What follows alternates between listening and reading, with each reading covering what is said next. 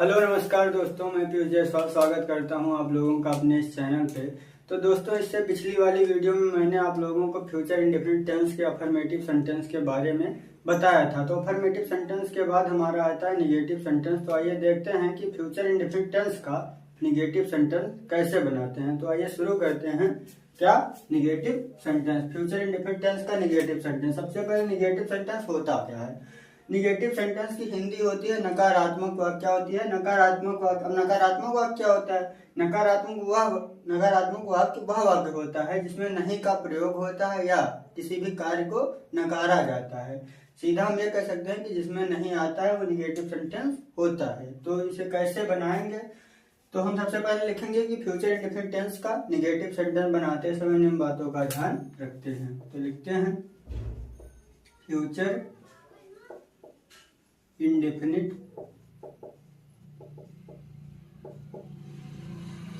Tense का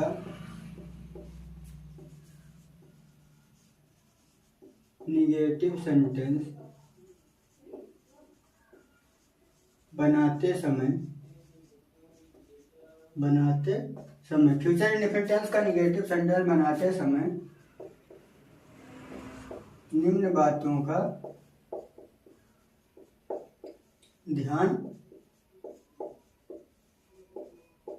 रखते हैं। निम्न बातों का ध्यान रखते हैं। निम्न बातें कौन कौन सी, वो देख लेते हैं कि कौन कौन सी बातें हैं जिनका ध्यान रखना पड़ता है निगेटिव सेंटेंस बनाने के लिए। तो रूल नंबर एक, निगेटिव सेंटेंस में नहीं आएगा। क्या आएगा? नहीं आएगा। तो निगेटिव सेंटेंस का रूल नंबर एक है कि आई तथा बी के साथ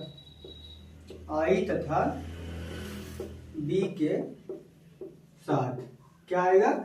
नहीं आएगा। तो क्या लिखेंगे? आई तथा बी के साथ नहीं की अंग्रेजी। किसकी अंग्रेजी? नहीं की अंग्रेजी, क्योंकि निगेटिव सेंटेंस है।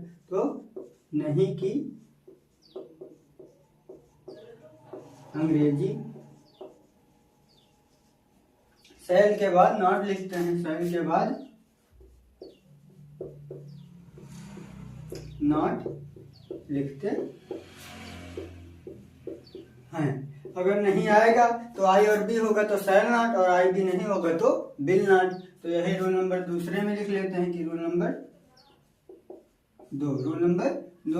दो हमारा क्या कहता है? आई तथा बी को छोड़कर अन्य सभी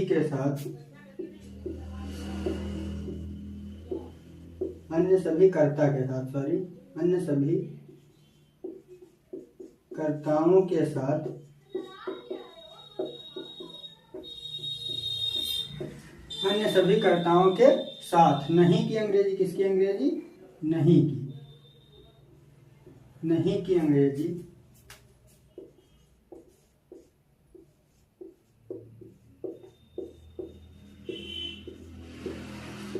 बिल के बाद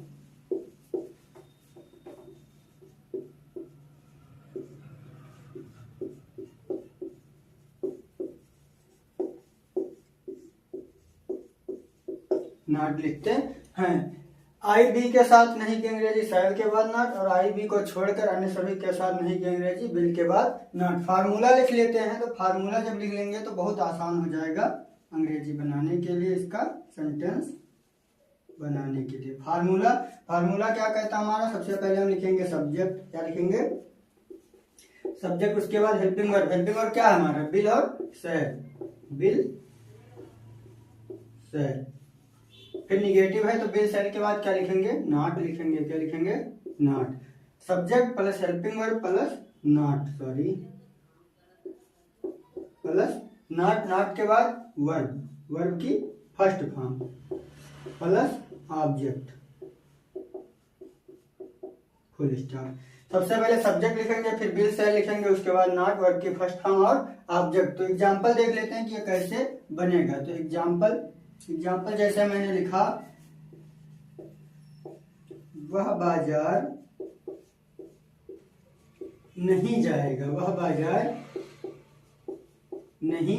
जाएगा। अंत में क्या आया, गा आया। क्या आया, गा आया तो फ्यूचर इंडेफिनिट टेंस है, और बीच में क्या है, नहीं आया तो निगेटिव सेंटेंस। जिस वाक्य में नहीं का प्रयोग होता है वही निगेटिव सेंटेंस होता है। तो ये फ्यूचर इंडेफिनिट टेंस का निगेटिव सेंटेंस है। तो निगेटिव सेंटेंस कैसे बनाएंगे, सबसे पहले हम लिखेंगे सब्जेक्ट, फार्मूला देखिए। सबसे पहले लिखेंगे सब्जेक्ट, तो सब्जेक्ट हमारा क्या है, वह है, तो वह की अंग्रेजी क्या होती है, ही। फिर हेल्पिंग और बिल और सेल, तो ही के साथ क्या लगेगा, बिल लगेगा। क्या लगेगा, बिल लगेगा, ही बिल। फिर क्या है, नॉट, नहीं आया है तो नॉट का प्रयोग होगा, ही बिल नॉट। फिर वर्ब की फर्स्ट फॉर्म, वर्ब हमारा क्या है, वर्ब हमारा है जाना, तो जाना का क्या होता है, गो। फिर ऑब्जेक्ट, तो क्या हो जाएगा, टू मार्केट। ऑब्जेक्ट हमारा क्या है, बाजार है, तो to market. He will not go to market, वह बाजार नहीं जाएगा। दूसरा एग्जांपल देख लेते हैं, जैसे मैंने लिखा, मैं क्रिकेट नहीं खेलूंगा, मैं क्रिकेट नहीं खेलूंगा। अंत में क्या है, गा, और सेंटेंस में क्या दिया है, नहीं, तो यह निगेटिव सेंटेंस है। तो मैं का क्या हो जाएगा, सब्जेक्ट सबसे पहले, तो मैं का क्या होगा, आई। क्या होगा, आई। आई के बाद हेल्पिंग और बिल और सेल, तो आई के साथ क्या लगता है, आई तथा बी के साथ सेल, तो क्या लगेगा, सेल।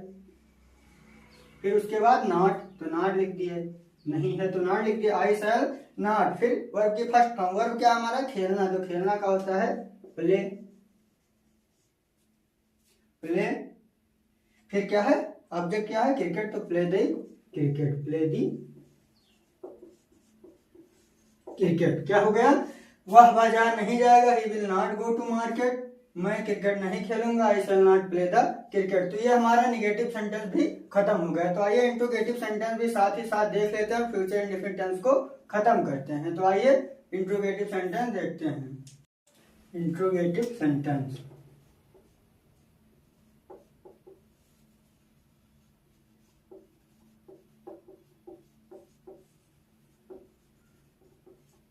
इंट्रोगेटिव सेंटेंस, इसकी हिंदी क्या होती है, प्रश्नवाचक वाक्य। क्या होती है, प्रश्नवाचक वाक्य। प्रश्नवाचक वाक्य क्या होता है, जिस वाक्य में कोई प्रश्न पूछा जाता है उसे प्रश्नवाचक वाक्य कहते हैं। ठीक है, तो ये इंट्रोगेटिव सेंटेंस है। तो सबसे पहले फ्यूचर इंडेफिनिट टेंस का इंट्रोगेटिव सेंटेंस बनाने के लिए क्या लिखेंगे, कि फ्यूचर इंडेफिनिट टेंस का इंट्रोगेटिव सेंटेंस बनाते समय निम्न बातों का ध्यान रखते हैं। तो ये आप लोग लिख लेना, थोड़ा सा मैं लिख दे रहा हूँ। फ्यूचर इंडेफिनिट टेंस का इंटरोगेटिव सेंटेंस बनाते समय निम्न बातों का ध्यान रखते हैं। ये आप लोग पूरा कर लेना। अब जो बातें हैं वो कौन कौन सी है वो मैं बताता हूँ आप लोगों को, कि इंट्रोगेटिव सेंटेंस बनाते समय निम्न बातों का ध्यान रखते हैं, वो बातें कौन कौन सी हैं। तो रूल नंबर एक, रूल नंबर एक हमारा क्या कहता है, कि यदि प्रश्नवाचक शब्द, यदि प्रश्नवाचक शब्द, यदि प्रश्नवाचक शब्द, प्रश्नवाचक शब्द क्या, यदि प्रश्नवाचक शब्द क्या, ये प्रश्नवाचक शब्द है, क्या है, प्रश्नवाचक शब्द है। तो यदि प्रश्नवाचक शब्द क्या वाक्य से पहले आता है, तो अगर ये वाक्य से पहले आएगा, ये प्रश्नवाचक शब्द जो है अगर ये वाक्य से पहले आएगा, तो उसकी अंग्रेजी, उसकी मतलब प्रश्नवाचक शब्द की, उसकी मतलब प्रश्नवाचक शब्द की अंग्रेजी नहीं लिखते हैं। अगर ये वाक्य से पहले आएगा तो इसकी अंग्रेजी नहीं लिखेंगे,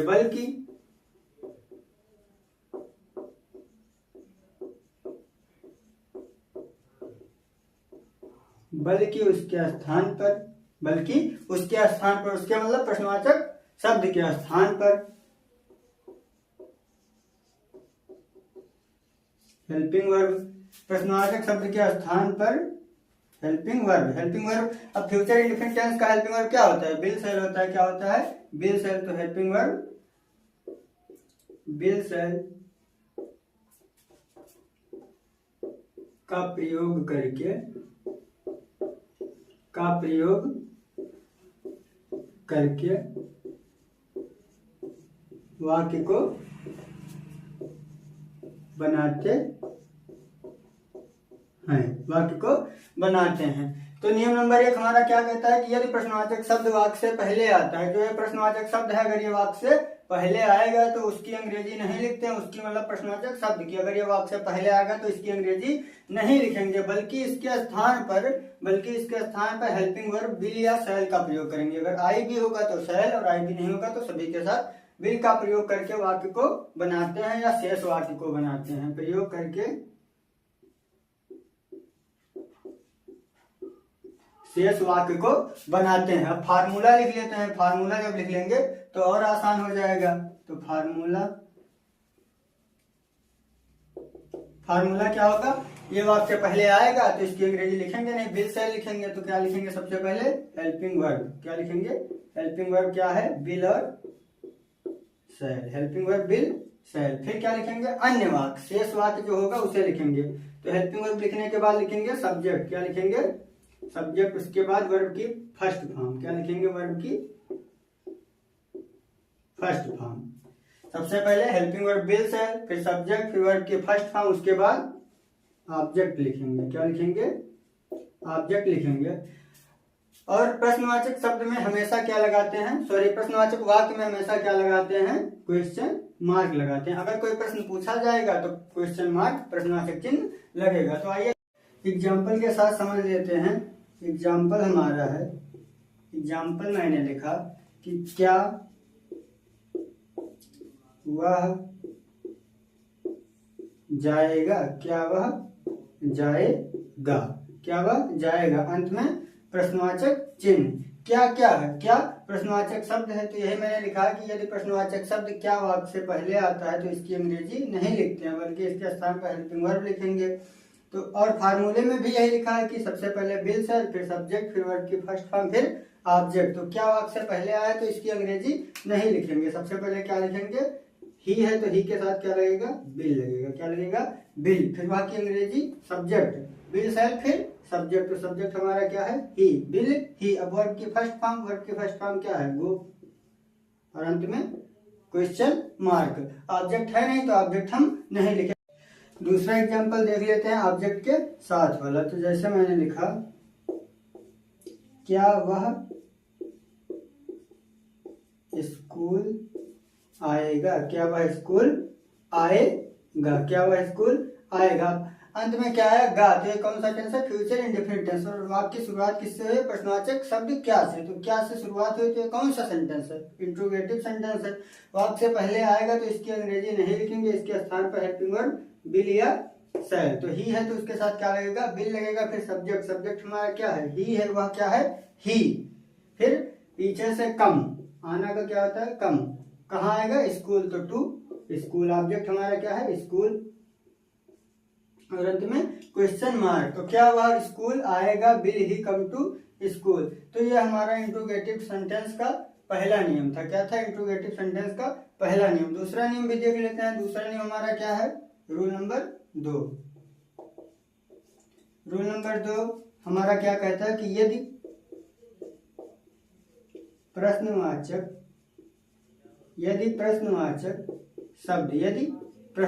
शब्द, प्रश्नवाचक शब्द में क्या क्या आता है, क्या, क्यों, कब, कहाँ, कैसे आदि। ये सब क्या हमारा, ये क्या है, प्रश्नवाचक शब्द है। क्या, क्यों, कब, कहाँ, कैसे आदि वाक्य के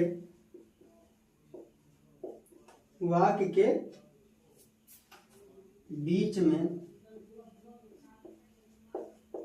में आते हैं तो सबसे पहले उसकी मतलब प्रश्नवाचक शब्द की। यदि प्रश्नवाचक शब्द जो है क्या, क्यों, कब, कहाँ, कैसे, ये क्या है, प्रश्नवाचक शब्द है, वाक्य के बीच में आएंगे। अगर ये सब वाक्य के बीच में आएंगे तो सबसे पहले उसकी मतलब प्रश्नवाचक शब्द की अंग्रेजी, उसकी अंग्रेजी लिखते हैं। सबसे पहले उसकी अंग्रेजी लिखेंगे अगर बीच में आएंगे, फिर हेल्पिंग वर्ब। क्या? Helping verb. अब हेल्पिंग वर्ब हमारा क्या है? विल सेल है। क्या है? फिर helping verb will shall. Will shall का प्रयोग करके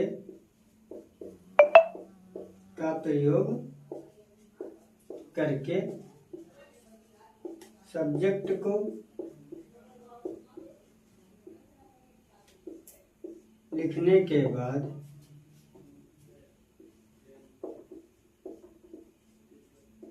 अन्य वाक्य को बनाते हैं। अन्य वाक्य को या शेष वाक्य को बनाते हैं। अन्य वाक्य को बनाते हैं। तो दूसरा नियम हमारा क्या कहता है कि यदि प्रश्नवाचक शब्द क्या, क्यों, कब, कहाँ, कैसे, कहने का मतलब है कि यदि प्रश्नवाचक शब्द वाक्य बीच में आएंगे तो सबसे पहले इसकी अंग्रेजी लिखेंगे। इसकी मतलब प्रश्नवाचक शब्द की अंग्रेजी लिखेंगे, उसके बाद हेल्पिंग वर्ब लिखकर अन्य वाक्य को बनाते हैं। तो अब दूसरे नियम का फार्मूला लिख लेते हैं। दूसरा नियम हमारा है क्या कि यदि प्रश्नवाचक शब्द जब बीच में आएगा तो उसकी अंग्रेजी सबसे पहले लिखेंगे। तो फार्मूला लिख लेते हैं कि कैसे बनेगा। तो फार्मूला सबसे पहले क्या लिखेंगे? Question word. क्या लिखेंगे? Question word.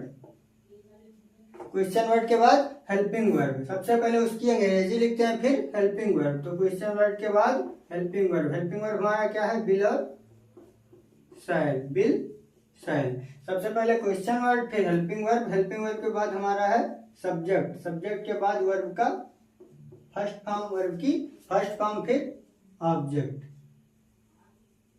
फिर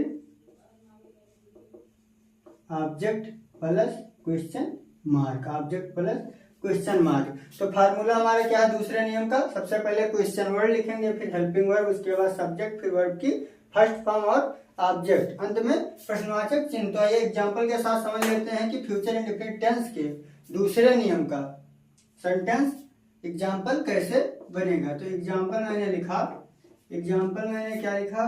जैसे मैंने लिखा वह पत्र क्यों लिखेगा। वह पत्र क्यों लिखेगा। वह पत्र क्यों लिखेगा। अंत में प्रश्नवाचक चिन्ह। अंत में क्या आया? गा आया। क्या आया है? गा। जिन वाक्यों के अंत में गा, गी, गे आदि शब्द आते हैं वो क्या होते हैं? Future indefinite tense. अब बीच में क्या आया है? क्यों। ये क्यों क्या है? क्यों प्रश्नवाचक शब्द है। तो मैंने यही लिखा है कि यदि प्रश्नवाचक शब्द वाक्य के बीच में आता है तो ये हमारा वह पत्र लिखेगा हमारा क्या है? वाक्य है। और क्यों वाक्य के बीच में आया तो सबसे पहले इसकी अंग्रेजी लिखेंगे। और फार्मूला भी हमारा यही कहता है कि सबसे पहले क्वेश्चन वर्ड। तो क्यों की अंग्रेजी क्या होगी? वाई। फिर उसके बाद helping verb. Helping verb will या शैल। तो वह के साथ क्या लगेगा? विल लगेगा। तो वाई विल। फिर सब्जेक्ट। सब्जेक्ट हमारा है वह का क्या हो गया? ही। Y will he. फिर क्या है? वर्ब की फर्स्ट फॉर्म। वर्ब हमारा क्या है? लिखना हमारा वर्ब है। तो लिखना का क्या होगा? राइट। लिखना का क्या होगा? Write. Why will he write. वह क्यों लिखेगा? क्या क्यों लिखेगा? पत्र। तो दी लेटर। ऑब्जेक्ट हमारा क्या है? लेटर। LETTER। और अंत में प्रश्नवाचक चिन्ह। Why will he write the letter. वह पत्र क्यों लिखेगा। दूसरा एग्जांपल देख लेते हैं। दूसरा एग्जांपल हमारा है मैं किताब